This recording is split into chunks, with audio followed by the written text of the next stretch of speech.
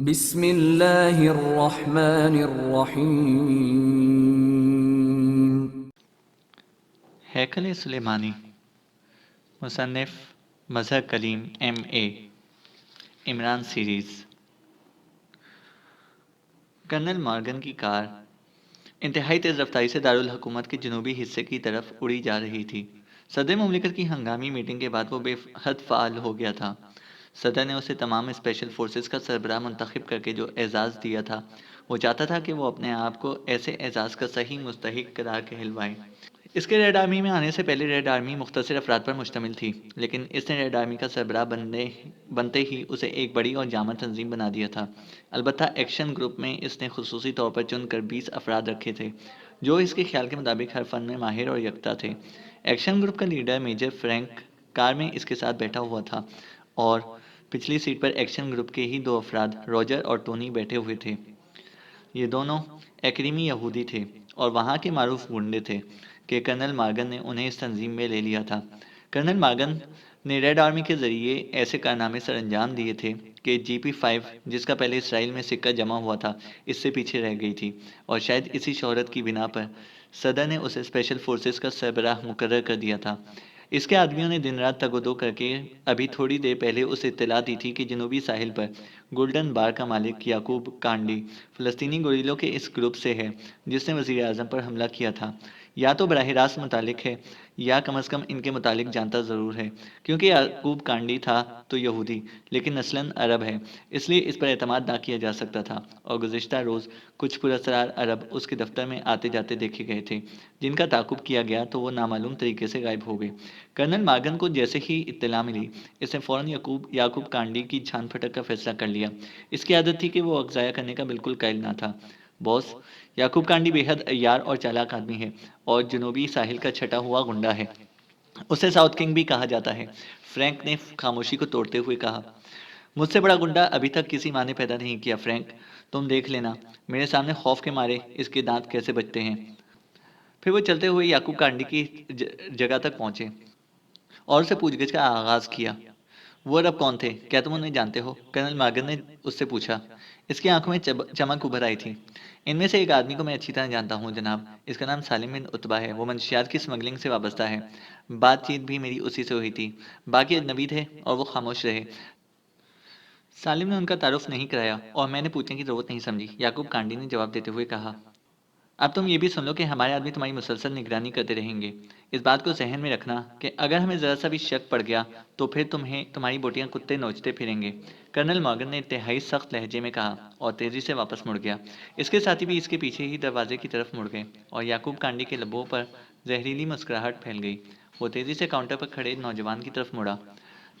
Balam, red lines آن کر دینا، شاید مال براہ راست آ جائے تو نگرانی کی زد میں نہیں آنا چاہیے، یعقوب کانڈی نے سخت لہجے میں کہا، اور پھر بالم کے سر ہلاتے ہی وہ اپنے دفتر کی طرف مڑ گیا۔ ادھر کرنل مارگن کی کار انتہائی تیز رفتاری سے قصبہ جیرم کی طرف بڑھتی جا رہی تھی۔ یہ قصبہ دارالحکومت کے شمال میں 20 کلومیٹر کے فاصلے پر ایک چھوٹا سا قصبہ تھا۔ باس، جس آسانی سے یعقوب کانڈی نے جوابات دیے ہیں، مجھے یہ سارا معاملہ مشکوک لگتا ہے۔ ساتھ والی سیٹ پر بیٹھے ہوئے فرینک نے کرنل مارگن سے مخاطب ہو کر کہا، مشکوک لگتا ہے؟ کیا مطلب؟ وضاحت سے بات کرو۔ کرنل مارگن نے چونکتے ہوئے انتہائی سخت لہجے میں کہا، جناب، یعقوب کانڈی کے متعلق مشہور ہے کہ وہ لومڑی سے بھی زیادہ عیار آدمی ہے، اس لیے اس نے جس سیدھے طریقے سے یہ سب کچھ بتا دیا ہے، مجھے اس بات پر شک ہے۔ میجر فرینک نے کہا، ایسی بات نہیں، میرا تعارف اسے سیدھا کرنے کے لیے کافی تھا، کرنل مارگن نے کہا، اور میجر فرینک نے ہونٹ بھینج کر خاموش ہو رہا۔ تھوڑی دیر بعد کار قصبہ جیرم میں داخل ہوئی اور چند ہی لمحوں بعد وہ چائے خانہ کے سامنے رک چکی تھی۔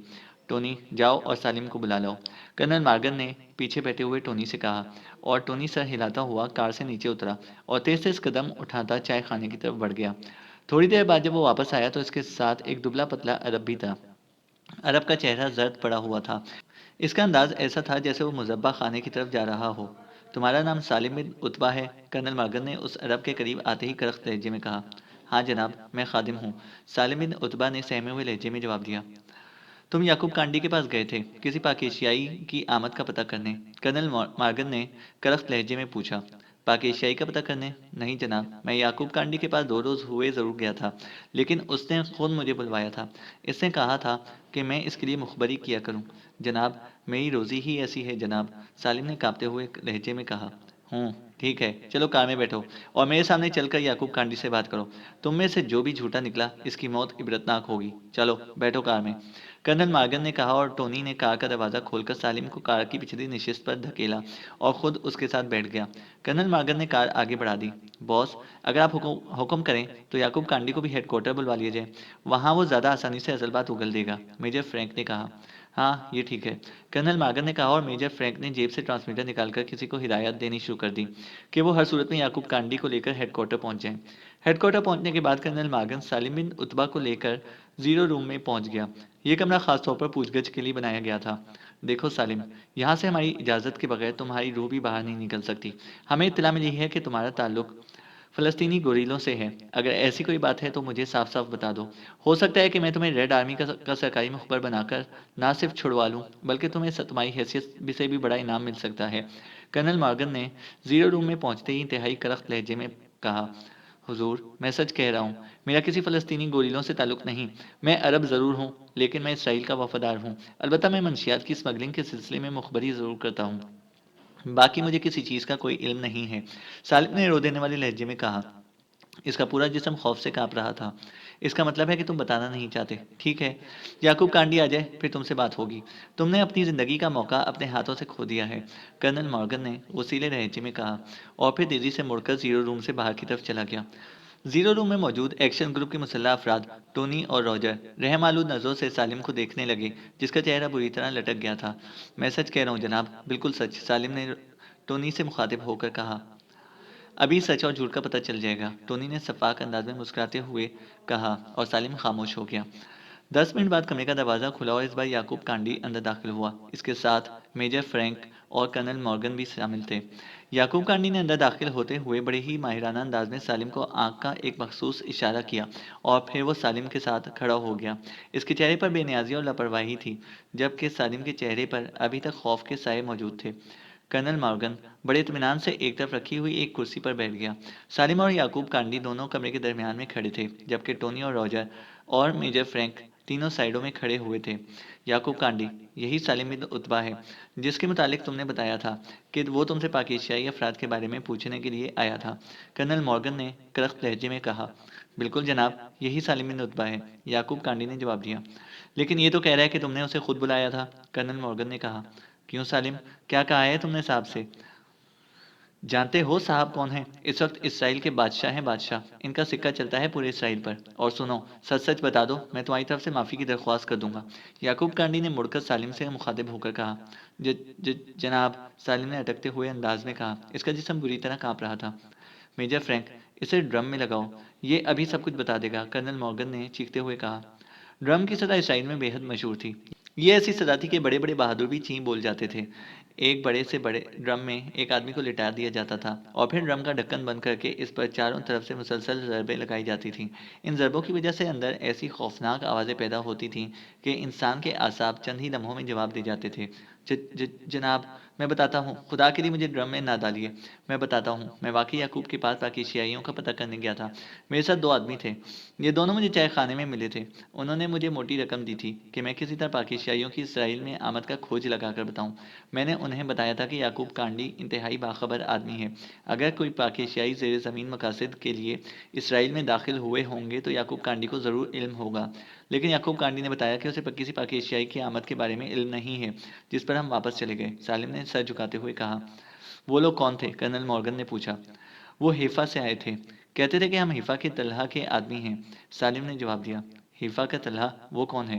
کرنل مارگن نے بری طرح چونکتے ہوئے پوچھا۔ میں بتاتا ہوں جناب، طلحہ منشیات کا مشہور اسمگلر ہے، لیکن آج تک وہ کسی کے سامنے نہیں آیا، صرف اس کا نام ہی سننے میں آتا ہے۔ اس کے آدمیوں کا بھی کسی کو علم نہیں، یعقوب کانڈی نے کہا۔ یہ درست کہہ رہا ہے جناب، طلحہ شیطان کی طرح مشہور ہونے کے باوجود آج تک کسی کے سامنے نہیں آیا، میجر فرینک نے یعقوب کانڈی کی بات کی تائید کرتے ہوئے کہا۔ اگر تم ان لوگوں کو دوبارہ دیکھو تو انہیں پہچان لو گے؟ کرنل مارگن نے کچھ سوچتے ہوئے پوچھا۔ بالکل جناب، فوراً پہچان جاؤں گا، سالم نے سر ہلاتے ہوئے جواب دیا۔ جناب، یہ اچھا آدمی ہے، اگر آپ حکم کریں تو یہ ہمیشہ آپ کی خدمت کرتا رہے گا، یعقوب کانڈی نے سالم کی سفارش کرتے ہوئے کہا۔ کیا خیال ہے میجر فرینک؟ کرنل مورگن نے میجر فرینک کی طرف دیکھتے ہوئے کہا۔ جیسے آپ کا حکم ہو جناب، میجر فرینک نے سر ہلاتے ہوئے جواب دیا۔ اچھا سنو سالم، تم نے طلحہ کے آدمیوں کو ڈھونڈ کر ان کے متعلق ہمیں اطلاع دینی ہے، اور یعقوب کانڈی، تمہیں جیسے ہی کسی پاک ایشیائی کی اسرائیل میں آمد کا پتہ چلے تم نے فوراً ہمیں مطلع کر دینا ہے۔ تم دونوں کو انعام بھی دیا جائے گا اور سرٹیفکیٹ بھی۔ کرنل مورگن نے کہا، ہم ہمیشہ آپ کی خدمتگار رہیں گے جناب، ہمارا تو مرنا جینا اسرائیل سے ہے۔ یعقوب کانڈی اور سالم نے کہا، انہیں ہیڈ کوارٹر سے باہر بھجوا دو اور تم میرے دفتر آؤ۔ کرنل مورگن نے کرسی سے اٹھتے ہوئے میجر فرینک سے کہا اور خود وہ دروازے کی طرف بڑھ گیا۔ خاکی رنگ کی دو بڑی جیپیں جن کے ٹائر خصوصی طور پر ریت پر چلنے کے لیے بنائے گئے تھے، دور دور تک پھیلے ہوئے صحرا میں خاصی تیز رفتاری سے دوڑ رہی تھیں۔ یہ دنیا کا مشہور صحرا سینا تھا۔ ہر طرف دھوپ میں آئینے کی طرح چمکتی ہوئی ریت اور ریت کے ٹیلے ہی ٹیلے نظر آ رہے تھے۔ جیپوں میں اس وقت سیکرٹ سروس کے ارکان موجود تھے جنہوں نے ایکریمین میک اپ کر رکھا تھا۔ جیپوں پر ایسے ادارے کا نام درج تھا جو صحرا میں مکڑیوں کے انڈے اور بچے تلف کرنے کا کام کرتا تھا۔ یہ ادارہ ورلڈ بینک کے تحت کام کرتا تھا، لیکن اس کی تمام تر انتظامی ذمہ داری حکومت ایکریمیا کے سپرد تھی۔ پہلی جیپ میں ڈرائیونگ سیٹ پر ٹائیگر بیٹھا ہوا تھا، جبکہ اس کے ساتھ عمران تھا۔ پچھلی سیٹوں پر چوہان، صدیقی اور نعمانی بیٹھے ہوئے تھے۔ پچھلی جیپ کو تنویر چلا رہا تھا، اس کے ساتھ جولیا بیٹھی ہوئی تھی، اور پچھلی سیٹوں پر صفدر، کیپٹن شکیل اور خاور بیٹھے ہوئے تھے۔ عمران اس بار ٹائیگر کو بھی اپنے ہمراہ لے کر آیا تھا۔ چونکہ سیکرٹ سروس کے تمام ارکان اب ٹائیگر سے اچھی طرح واقف ہو چکے تھے، اس لیے ٹائیگر اب ان کے لیے اجنبی نہ تھا۔ عمران ٹیم کو لے کر پہلے خصوصی طیارے کے ذریعے مصر پہنچا تھا، اور پھر وہاں سے اس نے مخصوص آدمیوں کے ذریعے ایک بڑا ٹرانسپورٹ ہیلی کاپٹر کرائے پر لیا، اور انہی آدمیوں کے ذریعے یہ دو خصوصی جیپیں حاصل کر کے ان پر ادارے کا نام لکھوانے کے ساتھ ساتھ اس نے اس ادارے کے متعلق جعلی کاغذات بھی تیار کرائے۔ اسے معلوم تھا کہ پاک ایشیا سیکرٹ سروس کی آمد کے متعلق اسرائیلیوں کو یقیناً علم ہو گیا ہوگا، اور ان کی خصوصی فورسز شکاری کتوں کی طرح اسرائیل کی سرحدوں پر پھیل کر ان کی بو سونگھ رہے ہوں گے۔ اس لیے اس بار اس نے اسرائیل میں داخل ہونے کا بالکل ہی نیا پروگرام مرتب کیا تھا۔ اسے چونکہ یہ علم تھا کہ اسرائیل نے دریائے سینا میں جگہ جگہ خفیہ اطلاعی چوکیاں قائم کی ہوئی ہیں، اس لیے وہ ان جیپوں کو ٹرانسپورٹ ہیلی کاپٹر میں لاد کر آدھے سے زیادہ صحرا کراس کر کے اس مقام پر اترا جہاں سے اس کے خیال کے مطابق اسرائیلی چوکیوں کو دور ہونا چاہیے۔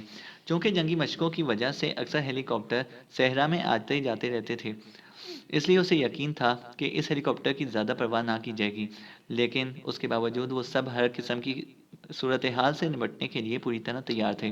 ان کی بغلوں میں خصوصی قسم کی مشین گنیں لٹکی ہوئی تھیں جو حجم میں چھوٹی اور وزن میں ہلکی ہونے کے باوجود کارکردگی میں کسی طرح کم نہ تھیں۔ عمران نے پورا نقشہ اپنے ذہن میں اتار لیا تھا جہاں سے اسے اسرائیل میں داخل ہونا تھا۔ اسے ملنے والی اطلاعات کے مطابق صحرائے سینا میں ٹڈی دل کے خاتمے کا عالمی ادارہ باقاعدگی سے کام کرتا تھا، اور اس کی جیپیں اسی راستے سے اسرائیل آتی جاتی رہتی تھیں۔ یہی وجہ تھی کہ اس نے یہ روپ دھارا، اور اسے یقین تھا کہ وہ اس روپ میں بڑے محفوظ طریقے سے اسرائیل میں داخل ہو جائے گا، اور مسئلہ صرف اسرائیل میں داخلے کا تھا۔ اس کے بعد اس نے باقی پروگرام پہلے ہی طے کر رکھا تھا۔ سورج اب پوری آب و تاب سے چمک رہا تھا، اس لیے صحرا کی ریت میں سے گرم ہوا کے بھپکے سے اٹھ رہے تھے، لیکن ایئر کنڈیشن جیپوں کا اندرونی ماحول بے حد خوشگوار تھا، اور وہ بڑے اطمینان سے بیٹھے ہوئے بند شیشوں میں سے باہر صحرا کا نظارہ کر رہے تھے۔ انہی جیپوں میں سفر کرتے ہوئے 4 گھنٹے گزر چکے تھے۔ ٹائیگر عمران کی ہدایات کے مطابق جیپ چلا رہا تھا، اور تنویر صرف عمران والی جیپ کے پیچھے چلا آ رہا تھا۔ عمران کے ہاتھ میں کتب نما تھا، اور ساتھ ہی اس نے اپنے گھٹنوں پر ایک نقشہ پھیلایا ہوا تھا جس کی مدد سے وہ ٹائیگر کو راستے کے متعلق ہدایات دے رہا تھا۔ جیپوں کی سیٹوں کے نیچے خفیہ باکسز میں عمران نے انتہائی خطرناک قسم کا اسلحہ چھپایا ہوا تھا۔ اس اسلحے کو ایسے محلول لگے کاغذوں میں لپیٹا گیا تھا جو کہ ہر قسم کی چیکنگ ریس کو روک دیتے تھے، اس لیے اسے یقین تھا کہ گائیکر یا کسی اور مشین کے ذریعے اس اسلحے کو چیک نہ کیا جا سکے گا۔ تقریباً 2 گھنٹے مزید سفر کرنے کے بعد ان کی جیپیں جیسے ہی ایک ٹیلے کے گرد گھومتی ہوئی آگے بڑھیں، یکلخت چند سرخ رنگ کی بڑی بڑی جیپوں نے ٹیلوں کے پیچھے سے نکل کر ان کے گرد گھیرا ڈال لیا۔ یہ کھلی جیپیں تھیں، اور دوسرے لمحے ان میں سے مسلح اسرائیلی فوجی باہر نکلے اور جیپوں کے گرد پھیل گئے۔ عمران نے بٹن دبا کر جیپ کے شیشے نیچے کر لیے، اور شیشے نیچے کرتے ہی انتہائی گرم لو کے تھپیڑوں نے ان کے چہرے یکلخت سرخ کر دیے۔ تم سب لوگ باہر آ جاؤ، اور سنو، کوئی غلط حرکت نہ کرنا، ایک فوجی نے انتہائی اکھڑ لہجے میں کہا۔ کیوں؟ ہم تو اکریمی ہیں اور عالمی ادارے سے متعلق ہیں۔ عمران نے خالص اکریمی لہجے میں بات کرتے ہوئے کہا۔ تم جو بھی ہو باہر آ جاؤ ورنہ میں فائرنگ کا حکم دے دوں گا، فوجی دستے کے انچارج نے پہلے سے زیادہ کرخت لہجے میں کہا، اور عمران برا سا منہ بناتا ہوا جیپ سے باہر آ گیا۔ اس کے باہر آتے ہی دونوں جیپوں میں موجود اس کے ساتھی بھی باہر آ گئے۔ میں حکومت اسرائیل سے بھرپور احتجاج کروں گا، تم لوگ، عمران نے کرخت لہجے میں کہا، زیادہ باتیں مت کرو، ادھر جیپوں میں بیٹھو، انچارج نے کرخت لہجے میں کہا، اور پھر اسٹین گنوں کے محاصرے میں انہیں سرخ جیپوں میں بٹھا دیا، اور اس کے بعد سرخ جیپوں کا یہ قافلہ تیزی سے ریگستان میں دوڑتا چلا گیا۔ عمران حیران تھا کہ آخر انہیں اس طرح کیوں لے جایا جا رہا ہے۔ اسے کم از کم اس بات کا تو یقین تھا کہ انقراض فاش نہیں ہو سکتا۔ پھر آخر بات کیا ہو گئی؟ جیپوں میں اسٹین گنوں سے مسلح فوجی بڑے چوکنے انداز میں بیٹھے ہوئے تھے۔ ان کا انداز ایسا تھا جیسے وہ مجرموں کو گرفتار کر کے لے جا رہے ہوں۔ یہ تو تم ہمیں کہاں لے جا رہے ہو؟ پہلے تو کبھی ایسا نہیں ہوا، عمران نے اس بار قدر کرخت لہجے میں کہا۔ خاموش رہو، ابھی سب کچھ معلوم ہو جائے گا، ساتھ بیٹھے ہوئے فوجی نے اس سے بھی زیادہ کرخت لہجے میں کہا، اور عمران سر ہلا کر خاموش ہو گیا۔ جیپیں خاصی تیز رفتاری سے دوڑتی جا رہی تھیں، اور تھوڑی دیر بعد جیپیں اسرائیلی سرحدی چوکی کے گیٹ پر پہنچ گئیں۔ فوجی دستے کے انچارج نے نیچے اتر کر چوکی کے انچارج سے کچھ بات چیت شروع کر دی، اور سرحدی چوکی کا گیٹ کھول دیا گیا۔ دوسرے لمحے جیپیں گیٹ کراس کرتی ہوئی اسرائیلی علاقے میں داخل ہو گئیں۔ دوسری طرف بھی اس طرح کا ریگستان تھا۔ عمران نے اسرائیلی سرحد میں داخل ہوتے ہی اطمینان کا سانس لیا۔ ان کے ساتھ تو جو ہونا تھا ہوتا رہے گا، کم از کم وہ زندہ سلامت اسرائیلی سرحد میں داخل ہو چکے تھے، اور اسے یقین تھا کہ ان کی جیپیں بھی اسی قافلے کے ساتھ ہی لائی جا رہی ہوں گی۔ کچھ فاصلہ طے کرنے کے بعد جیپیں ایک خاکی رنگ کی وسیع عمارت کے احاطے میں داخل ہو گئیں۔ یہ عمارت بیرک نما تھی، اور پوری عمارت کے گرد اونچی اونچی دیواریں تھیں تاکہ ریت کو اندر آنے سے روکا جا سکے۔ دیواروں کے اوپر خاردار تاروں کو اس انداز میں نصب کیا گیا تھا کہ نہ ہی کوئی اندر سے باہر جا سکے اور نہ باہر سے کوئی اندر آ سکے۔ عمارت کا دروازہ چونکہ فولاد کا بنا ہوا تھا، اور وہاں مسلح فوجی پہرا دے رہے تھے۔ گیٹ کے اندر دونوں اطراف میں تیز رفتار جیپیں کھڑی تھیں۔ ایک سائڈ پر 2 جنگی ہیلی کاپٹر بھی موجود تھے۔ یہ اسرائیلیوں کا سرحدی فوجی ہیڈ کوارٹر تھا۔ برآمدے کے ساتھ جیپوں کو روک کر عمران اور اس کے ساتھیوں کو نیچے اتارا گیا۔ نیچے اتر کر عمران نے دیکھا کہ ان کی جیپیں بھی اب گیٹ کے اندر داخل ہو رہی تھیں۔ مختلف برآمدوں سے گزار کر انہیں ایک بڑے کمرے میں لایا گیا، جہاں لوہے کی ایسی کرسیاں موجود تھیں جن کے پائے فرش میں دھنسے ہوئے تھے۔ انہیں ان کرسیوں پر بیٹھنے کے لیے کہا گیا، اور کمرے میں 10 کے قریب مسلح فوجی پھیل گئے۔ عمران اور اس کے تمام ساتھی خاموش بیٹھے ہوئے تھے۔ صورتحال اتنی غیر متوقع تھی کہ انہیں اس کا کوئی جواز سمجھ میں نہ آ رہا تھا۔ اگر ان کی اصلیت معلوم ہو چکی تھی تو پھر اسرائیلی فوجی انہیں ٹھکانے لگانے میں ایک لمحے کی بھی دیر نہ کرتے، ورنہ وہ نہ صرف زندہ تھے بلکہ کرسیوں پر اطمینان سے بیٹھے ہوئے تھے۔ دوسری طرف سے یہ بات بھی ذہن میں آ رہی تھی کہ اگر ان کی اصلیت معلوم نہیں ہوئی تو پھر ان کے ساتھ ایسا سلوک کیوں ہو رہا ہے۔ آپ کا آفیسر انچارج کون ہے؟ اچانک کمرے میں ایک لمبے قد کے فوجی آفیسر نے داخل ہوتے ہوئے کرخت لہجے میں پوچھا۔ میں ہوں، ہنری آسکر، عمران نے کھڑے ہوتے ہوئے جواب دیا۔ آپ میرے ساتھ آئیے، کمانڈر آپ سے بات کرنا چاہتے ہیں۔ اپنے اور اپنے ساتھیوں کے کاغذات بھی ساتھ لے لیجیے، فوجی آفیسر نے اس بار قدر نرم لہجے میں کہا۔ میرے پاس ہیں، عمران نے مخصوص لفظوں میں کہا، اور اس آفیسر کے پیچھے چلتا ہوا کمرے سے باہر آ گیا۔ ایک برآمدے سے گزر کر وہ ایک اور کمرے میں داخل ہوئے۔ یہ خاصا بڑا کمرہ تھا جو انتہائی بہترین انداز میں سجایا گیا تھا۔ کمرے کے درمیان ایک بڑی میز کے پیچھے ایک لمبے قد اور چوڑے چہرے والا آدمی بیٹھا تھا جو رینک کے مطابق کرنل تھا۔ اس نے پوری وردی پہن رکھی تھی۔ سر، یہ گروپ انچارج ہیں ہنری آسکر، عمران کے ساتھ آنے والے آفیسر نے کرنل سے کہا۔ اوہ، خوش آمدید مسٹر ہنری، میرا نام کرنل ٹینکرو ہے، اور میں اس ہیڈ کوارٹر کا انچارج ہوں۔ تشریف رکھیے، کرنل نے مسکراتے ہوئے عمران سے کہا، اور عمران میں اس کے سامنے رکھی ہوئی کرسی پر بیٹھ گیا۔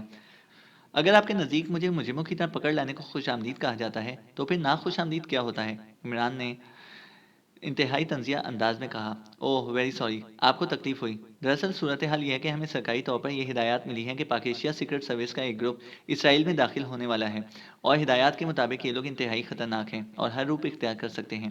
اس لیے ہم بے حد محتاط ہیں، اور اسی وجہ سے آپ کو اس طرح یہاں آنا پڑا، کرنل نے کہا۔ لیکن اس کے لیے ہمیں یہاں لے آنے کی کیا ضرورت تھی؟ آپ کے آدمی ہمارے کاغذات چیک کر سکتے تھے، گاڑیاں چیک ہو سکتی تھیں، عمران نے اسی طرح خاموش لہجے میں جواب دیا۔ سوری، میں نے بتایا ہے کہ ہدایات بے حد سخت ہیں، ہمیں مکمل چیکنگ کرنی ہوگی۔ آپ اپنے اور اپنے ساتھیوں کے کاغذات میجر ریمنڈ کے حوالے کر دیں، یہ دارالحکومت سے رابطہ قائم کر کے آپ کے کاغذات چیک کریں گے۔ اگر آپ کے کاغذات درست ثابت ہوئے تو پھر آپ کو عزت و احترام سے واپس پہنچا دیا جائے گا، کرنل ٹینکرو نے اس بار سنجیدہ لہجے میں کہا۔ لیکن کیسے چیک ہوں گے؟ کاغذات فون پر تو چیک ہونے سے رہے، آپ کسی آدمی کو کاغذات دے کر ہمارے ہیڈ کوارٹر بھیجیں، عمران نے کہا۔ اتنا وقت ہمارے پاس نہیں ہے، بہرحال ہم اپنی تسلی کرنا چاہتے ہیں، آپ کاغذات دے دیں، کرنل نے کہا، اور عمران نے جیب سے کاغذات نکالے اور ساتھ کھڑے ہوئے میجر ریمنڈ کے حوالے کر دیے۔ میجر ریمنڈ، ان کی گاڑیاں چیک کر لی ہیں؟ کرنل نے پوچھا۔ یس سر، وہ اوکے ہیں، میجر ریمنڈ نے جواب دیا۔ اوکے، جا کے کاغذات چیک کراؤ، ٹیلی ویز پر ان کی ڈیٹیلز ہمیں ٹرانسمٹ کر دو، کرنل نے کہا، اور میجر ریمنڈ سلوٹ مار کر واپس مڑ گیا۔ ٹیلی ویو پر فلموں کی ٹرانسمٹ کا سن کر عمران بری طرح چونک پڑا۔ اب وہ ساری صورتحال سمجھ گیا تھا۔ چونکہ کاغذات بہرحال نقلی تھے، اس لیے ظاہر ہے کہ ہیڈ کوارٹر سے یہی جواب ملنا تھا کہ کاغذات جعلی ہیں۔ چنانچہ عمران کے اعصاب تنگ گئے۔ اسے فوری طور پر ایکشن میں آنے کا فیصلہ کر لیا۔ کرنل، کیا آپ ایک مہربانی کریں گے؟ میرے ساتھ چل کر میرے ساتھیوں کو تسلی دے دیں، وہ بے حد گھبرائے ہوئے ہیں۔ وہ انتہائی شریف لوگ ہیں، پڑھے لکھے شریف، زندگی میں پہلے کبھی ان کے ساتھ ایسا کوئی واقعہ پیش نہیں آیا، اور ساتھ ہی ایک محترمہ مارگریٹ بھی ہیں، وہ تو خوف اور پریشانی سے رونے کے قریب پہنچ چکی ہیں۔ عمران نے نرم لہجے میں کہا۔ اوہ اچھا، ٹھیک ہے، میں سمجھتا ہوں، ویری سوری، ہمارا مقصد آپ کو پریشان کرنا نہ تھا، بس ہدایات ہی کچھ ایسی ہیں۔ ٹھیک ہے، آئیے میں بات کرتا ہوں، سیدھے سادے فوجی کرنل نے بڑے شریفانہ انداز میں کہا، اور اٹھ کر کھڑا ہو گیا۔ اب اسے یہ تو معلوم نہ تھا کہ اس کا واسطہ واقعی پاک ایشیا سیکرٹ سروس سے پڑ چکا ہے۔ برآمدے میں سے گزر کر عمران اور کرنل دونوں اس بڑے کمرے میں داخل ہوئے جہاں عمران کے ساتھی بیٹھے ہوئے تھے۔ پریشانی واقعی ان کے چہروں سے عیاں تھی۔ کرنل، آپ تو اس قدر مہربان ہیں، لیکن آپ کے یہ فوجی تو یوں اسٹین گنیں اٹھائے ہوئے کھڑے ہیں جیسے ہم کوئی بین الاقوامی مجرموں، اور وہ بھی کسی لمحے ہمیں گولی مار دینا چاہتے ہوں۔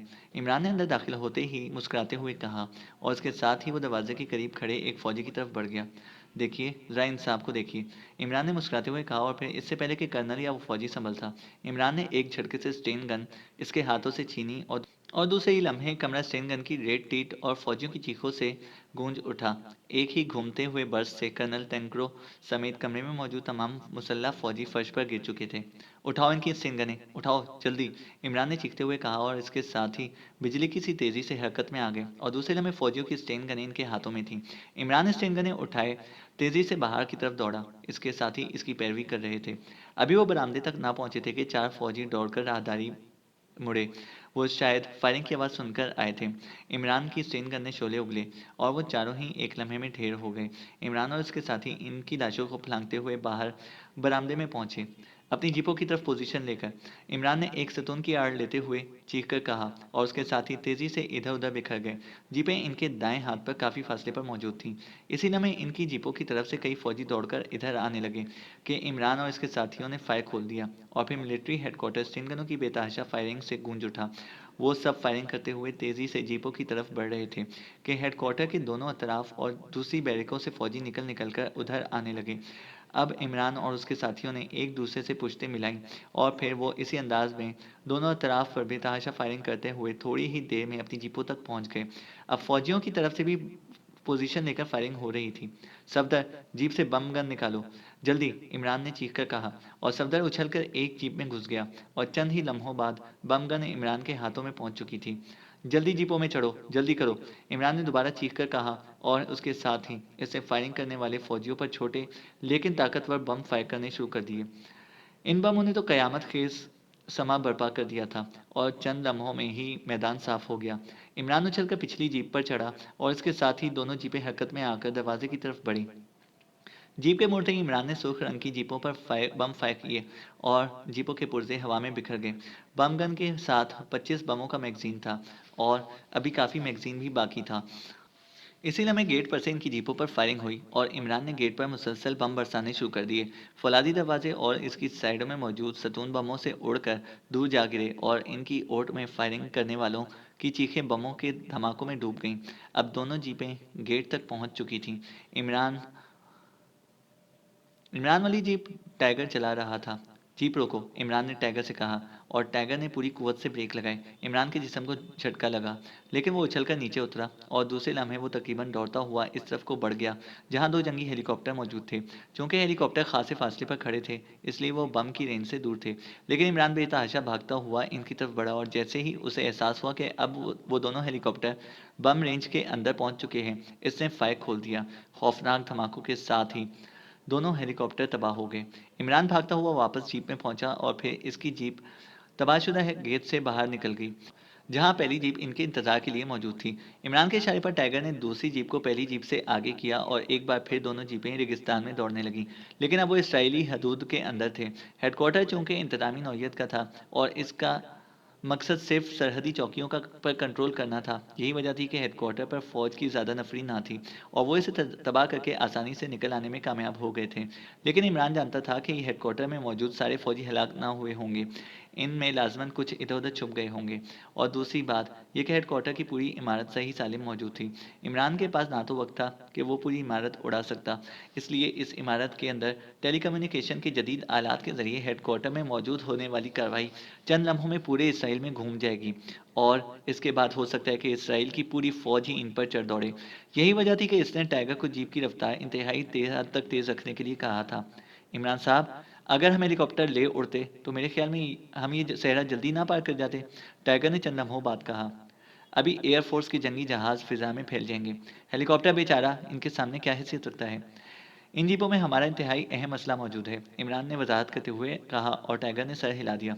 جیپوں کو پوری رفتار سے صحرا میں دوڑتے ہوئے ابھی کچھ ہی دیر گزری تھی کہ آسمان پر چنگھاڑیں سنائی دینے لگیں، اور عمران نے سر باہر نکال کر اوپر دیکھا، اور دوسرے لمحے اس نے انتہائی تیز رفتار جنگی جہازوں کے ایک اسکواڈرن کو گزرتے ہوئے دیکھا۔ وہ خاصی نیچی پرواز کر رہے تھے۔ جلدی کرو، جیپ ٹیلے کی آڑ میں روک دو، عمران نے ٹائیگر سے کہا، اور پھر کھڑکی سے سر نکال کر اس نے پچھلی جیپ میں بیٹھے ہوئے تنویر اور کیپٹن شکیل کو بھی چیخ کر یہی ہدایت دی، اور ٹائیگر نے انتہائی پھرتی سے ایک بڑے ٹیلے کی سائڈ میں جیپ روک دی۔ دوسری جیپ بھی رک چکی تھی۔ نیچے اترو اور تیزی سے ریت میں چھپ جاؤ، لیکن دور جا کر، عمران نے جیپ سے نیچے اتر کر چیختے ہوئے کہا، اور سیکرٹ سروس کے تمام ممبران بجلی کی سی تیزی سے جیپوں سے اتر کر اور دوڑتے ہوئے کچھ دور جا کر ریت کے ٹیلوں کی اوٹ میں لیٹ گئے۔ عمران انہیں ہدایات دے کر ایک بار پھر جیپ میں گھسا، اور چند لمحوں بعد جب وہ باہر آیا تو اس نے ایک بڑا سا مٹیالے رنگ کا تھیلا کاندھے پر لادا ہوا تھا۔ آسمان پر ایک بار پھر جنگی جہازوں کی چنگھاڑتی ہوئی آوازیں سنائی دینے لگیں۔ عمران بے تحاشا بھاگتا ہوا اپنے ساتھیوں کے پاس پہنچا اور پھر تھیلے سمیت ٹیلے کی اوٹ میں لیٹ گیا، اور دوسرے ہی لمحے جیسے فضا خوفناک دھماکوں سے گونج اٹھی۔ یہ دھماکے اس قدر خوفناک تھے کہ انہیں اپنے کانوں کے پردے پھٹتے ہوئے محسوس ہوئے۔ جنگی جہازوں نے نیچے اندھا دھند بم برسانے شروع کر دیے تھے، لیکن یہ بم جیپوں سے خاصے فاصلے پر ریت میں قطار در قطار میں گرے تھے، اور ہر طرف ریت کے بادل ہی بادل چھا گئے تھے۔ جہازوں کے پائلٹ شاید انتقامی جذبے کے تحت یہ بمباری کر رہے تھے، کیونکہ اگر وہ جیپوں کو چیک کر لیتے تو پھر یقیناً بم جیپوں پر ہی پڑتے۔ لیکن عمران نے محسوس کیا کہ بم تقریباً اس جگہ پھٹے تھے جہاں تھوڑی دیر پہلے ان کی جیپیں موجود تھیں۔ انہوں نے شاید جاتے ہوئے حرکت کرتی ہوئی جیپیں دیکھ لی تھیں، اور اب جیپوں کے ساکت ہونے اور ٹیلوں کی اوٹ میں ہونے کی وجہ سے انہیں جیپیں نظر نہ آئی تھیں، اور انہوں نے اندازے سے اسی جگہ پر بمباری کر دی تھی۔ شاید جاتے ہوئے انہیں یہ معلوم نہ تھا کہ ہیڈ کوارٹر حملہ کرنے والی جیپیں کون سی ہیں۔ یقیناً ہیڈ کوارٹر سے انہیں جیپوں کا رنگ بتا دیا گیا ہوگا، تبھی وہ واپس پلٹے اور انہوں نے فائر کھول دیے تھے۔ لیکن اس طرح کی احمقانہ بمباری سے الٹا انہیں ہی نقصان ہوا کہ ریت کے بادلوں کی وجہ سے عمران اور اس کے ساتھیوں کے ساتھ ساتھ ان کی جیپیں بھی اکثر طور پر چھپ گئی تھیں، اور اس طرح وہ ہر طرح سے جنگی جہازوں کے پائلٹوں کی نظروں سے اوجھل ہو گئے تھے۔ جنگی جہازوں نے ایک راؤنڈ اور لگایا اور پھر ایک بار پھر اندھا دھند بمباری کی، لیکن اس بار یہ بمباری پہلی جگہ سے کافی دور ہوئی۔ اس کے بعد جہازوں کی چنگھاڑتی ہوئی آوازیں کافی دور جاتی ہوئی معلوم ہو گئیں۔ تھوڑی دیر بعد جب ریت کے بادل بیٹھ گئے اور فضا صاف ہوئی تو عمران اٹھ کھڑا ہوا۔ اس کے باقی ساتھی بھی اسی کی تقلید میں تھے۔ ریت نے ان سب کے حلیے بگاڑ دیے تھے۔ چلو جلدی سے جیپوں میں بیٹھو، اب یقیناً وہ ہماری لاشوں کی تلاش میں ہیلی کاپٹر بھیجیں گے یا جیپیں، اور ہمیں اس سے پہلے قصبہ طاغہ پہنچنا ہے، عمران نے کہا۔ چند ہی لمحوں بعد ان کی جیپیں ایک بار پھر حرکت میں آ چکی تھیں۔ عمران کی نظریں ونڈ اسکرین سے بار بار آسمان کا جائزہ لے رہی تھیں، اور ساتھ ساتھ وہ نقشہ دیکھ کر اور قطب نما کی مدد سے ٹائیگر کو راستہ بھی بتاتا جا رہا تھا۔ لیکن تقریباً آدھا گھنٹے تک مسلسل سفر کے باوجود کوئی ہیلی کاپٹر آسمان پر نظر نہ آیا، تو عمران نے یہی اندازہ لگایا کہ ان کی تلاش کے لیے کسی اور چوکی ہیڈ کوارٹر سے جیپیں روانہ کی گئی ہوں گی۔ نقشے کے مطابق وہ اب قصبہ طاغہ کے قریب پہنچ چکے تھے۔ قصبہ طاغہ ایک سرحدی قصبہ تھا، اور پورا قصبہ اربوں پر مشتمل تھا، اور واقعی ایک ٹیلے کی اوٹ سے جیسے ہی وہ نکلے، دور سے قصبے کی کچی عمارتیں انہیں نظر آنے لگ گئیں۔ قصبہ کچھ زیادہ بڑا نہ تھا، وہاں البتہ کھجوروں کے درختوں کے جھنڈ کافی تعداد میں تھے۔ پرانے زمانے میں یہ نخلستان ہوگا جس نے اب قصبے کی شکل اختیار کر لی تھی۔ ان کی جیپیں ابھی قصبے سے خاصی دور تھیں کہ ایک ٹیلے کے پیچھے سے ایک عرب نوجوان دوڑتا ہوا ان کی طرف آتا دکھائی دیا۔ اس کے ہاتھ میں سرخ رنگ کا چھوٹا سا جھنڈا تھا اور وہ جھنڈے کو زور زور سے لہرا رہا تھا۔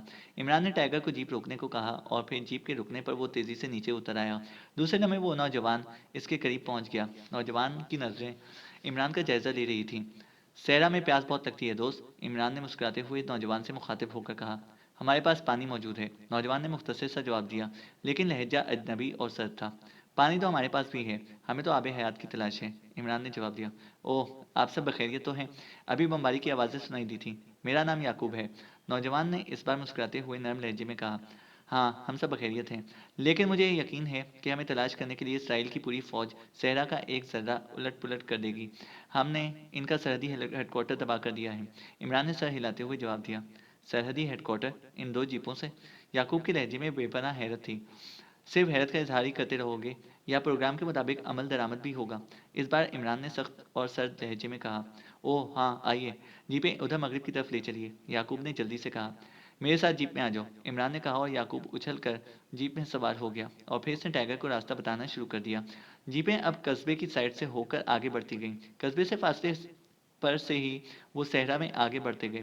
کافی دور آنے کے بعد یعقوب نے بائیں طرف مڑنے کے لیے کہا اور پھر ایک ٹیلے کے پاس جا کر اس نے جیپ رکوائی اور اچھل کر نیچے اترا اور دوڑتا ہوا ریت کے اونچے اور بڑے ٹیلے کے پاس پہنچ گیا۔ اس نے ریت میں اپنا ہاتھ گھسایا تو ایک زوردار کھڑکے کی آواز سنائی دی اور ٹیلے کا ایک حصہ کسی صندوق کے ڈھکن کی طرح اوپر کو اٹھتا چلا گیا۔ نیچے جاتا ہوا چوڑا راستہ صاف نظر آ رہا تھا۔ یعقوب نے ہاتھ کے اشارے سے جیپوں کو اندر لے آنے کے لیے کہا اور خود دوڑتا ہوا پہلے اندر داخل ہو گیا۔ دونوں جیپیں اس راستے پر چلتی ہوئی نیچے اتر گئیں۔ یہ راستہ خاصی گہرائی میں جا کر پھر سیدھا ہو گیا تھا۔ اس کے دونوں اطراف میں موجود دیواریں اور چھت انسانی ہاتھوں کی بنی ہوئی تھیں۔ کچھ دور جا کر راستہ بند ہو گیا تھا۔ اب سامنے ایک دروازہ تھا۔ عمران نے جیپ رکوائی اور نیچے اتر آیا۔ اس کے ساتھی بھی نیچے اتر آئے۔ یعقوب دوڑتا ہوا اب پیچھے سے ان کی طرف آ رہا تھا۔ وہ شاید اس راستے کو بند کرنے کے لیے وہیں رک گیا تھا۔ اسی لمحے دروازہ کھلا اور ایک ادھیڑ عمر عرب باہر آ گیا۔ اس کی چمکتی ہوئی آنکھیں عمران اور اس کے ساتھیوں پر جمی ہوئی تھیں، لیکن عمران اور اس کے ساتھی چونکہ ایکریمین میک اپ میں تھے اس لیے ظاہر ہے وہ انہیں پہچان نہ سکا تھا۔ آپ کا نام اگر جمال ہے تو پھر میرا نام عین سے شروع ہوتا ہے، عمران نے آگے بڑھ کر مسکراتے ہوئے ادھیڑ عمر سے کہا۔ عین سے؟ اچھا تو تم عمران ہو، ٹھیک ہے، یہی نام بتایا گیا تھا۔ میرا نام جمال ہے، خوش آمدید، ادھیڑ عمر آدمی نے مسکراتے ہوئے کہا اور آگے بڑھ کر بڑے پرجوش انداز میں عمران سے مصافحہ کیا۔ عمران نہیں محترم، علی عمران، عمران نے مصافحہ کرتے ہوئے قدرے سنجیدہ لہجے میں کہا اور جمال کے حلق سے کہکا بے اختیار نکل گیا۔ اوہ اچھا اچھا، علی عمران، ٹھیک ہے، جمال نے ہنستے ہوئے کہا۔ آئیے میرے ساتھ، آپ لوگ تو ریت کے بھوت بنے ہوئے ہیں، جمال نے مسکراتے ہوئے عمران اور اس کے ساتھیوں کے حلیوں کی طرف اشارہ کیا۔ بھوتوں نے اپنے مسکن ہی آنا تھا نا، چنانچہ آ گئے، عمران نے ترکی بترکی جواب دیا اور جمال ایک بار پھر کہکا مار کر ہنس پڑا اور پھر جمال کی رہنمائی میں وہ سب اس دروازے سے گزر کر اندرونی کمرے میں داخل ہو گئے۔